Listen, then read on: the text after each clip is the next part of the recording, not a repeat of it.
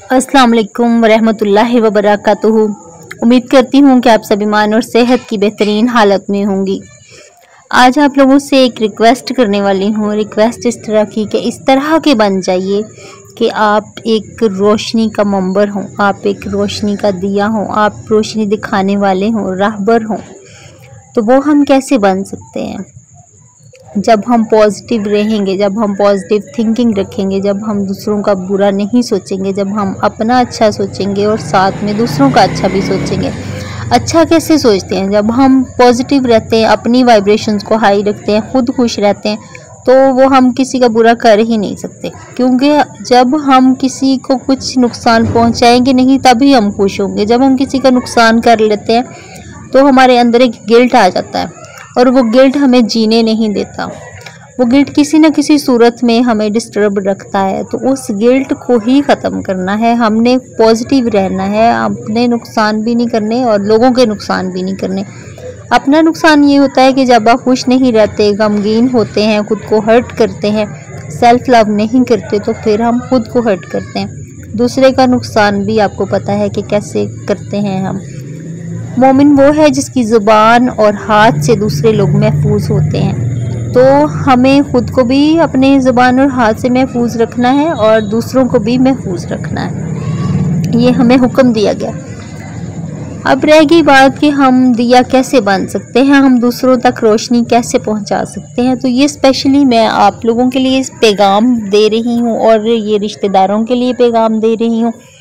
मसलन ये कि आप कोई बहन है, खाला है, मामू हैं, भाई हैं, चाचू हैं, चची हैं, ताई हैं, कोई भी आपका रिश्ता है। जब आपके पास कोई ऐसा मसला आता है जिसमें दूसरे घर के लोग बिखर रहे हैं, दूसरे घर में अच्छा एनवायरनमेंट नहीं चल रहा, दूसरे घर में कुछ ऐसी चीज़ें आ रही हैं जो कि अनबिलीवेबल हैं, जो सर्कमस्टांसेस ऐसे हैं जिसको अब मैं बयान भी नहीं कर सकती। कुछ चीज़ें ऐसी होती हैं, एक दूसरे के साथ रवैये अच्छे नहीं होते, ब्रोकन फैमिलीज़ आप कह लें। शॉर्टकट में यही लफ्ज़ अब मेरे जहन में आया।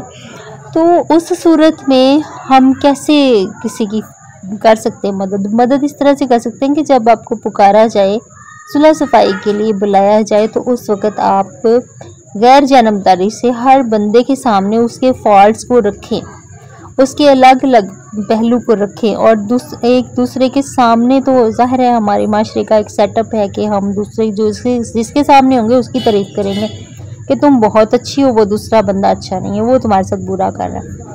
जबकि यही हमारा रवैया ठीक नहीं होता। यहाँ पे हम खुद को नुकसान भी पहुँचाते हैं और दूसरों का भी नुकसान करते हैं। खुद को नुकसान इस तरह से पहुँचाते हैं कि मशवरा एक अमानत है और अच्छा मशवरा जब आप नहीं देते तो आप अमानत में ख़यानत करते हैं। और जब आप दूसरे बंदे को सही मशवरा नहीं देते तो उसका घर बिखर जाता है, वो टूट जाता है, उसको सही सिमत नहीं मिलती।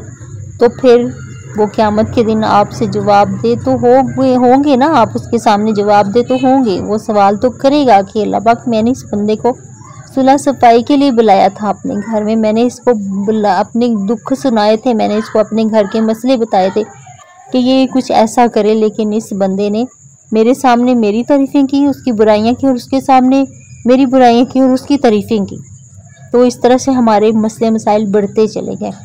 तो ये बहुत जो है वो गमगीन मसला है हमारे माशरे का। प्लीज़ इस पे थोड़ा फ़िक्र कीजिए।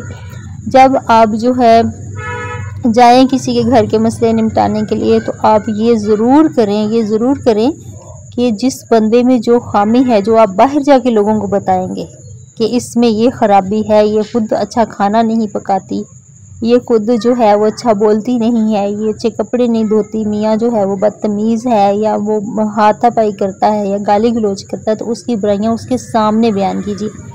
चाहे वो आपको 2 महीनों के लिए, 4 महीनों के लिए, 1 साल के लिए अपने घर में नहीं घुसने देंगे। कुछ चीज़ें बुरी लगती हैं।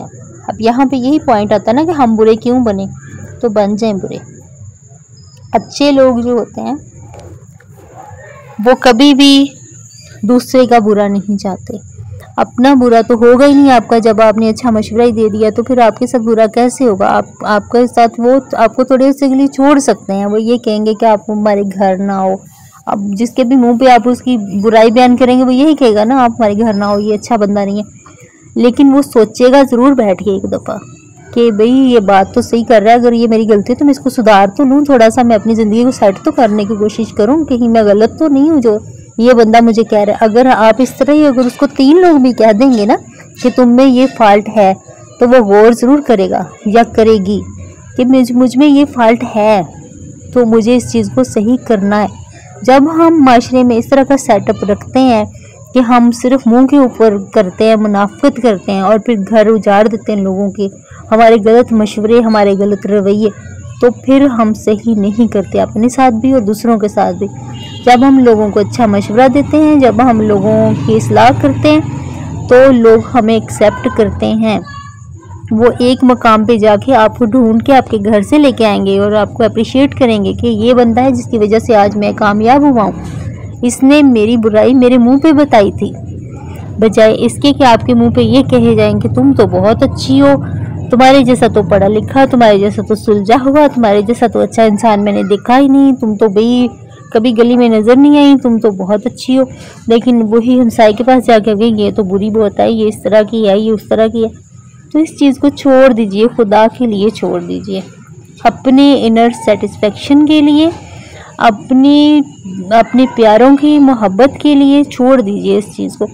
क्योंकि इंसान वही है ना जो अपने प्यारों से मोहब्बत करता है, और हम अगर अपनों से मोहब्बत करते हैं तो हमें उनकी इस्लाह करनी है, हमें उनकी दुनिया संवारनी है, हमें उनकी आखिरत संवारनी है, तो ही बात बनती है। वो तकलीफ़ से निकलेंगे तो हम खुश होंगे, वो तकलीफ़ में रहेंगे तो हम खुश कैसे हो सकते हैं। शायद कुछ बहनों को मेरी बात बुरी लगी हो, या मेरा समझाने का अंदाज़ अच्छा ना हो, या मैं बहुत तेज़ी में जज्बाती होकर बोल गई हूँ, तो उसके लिए मैं माज़रत चाहती हूँ।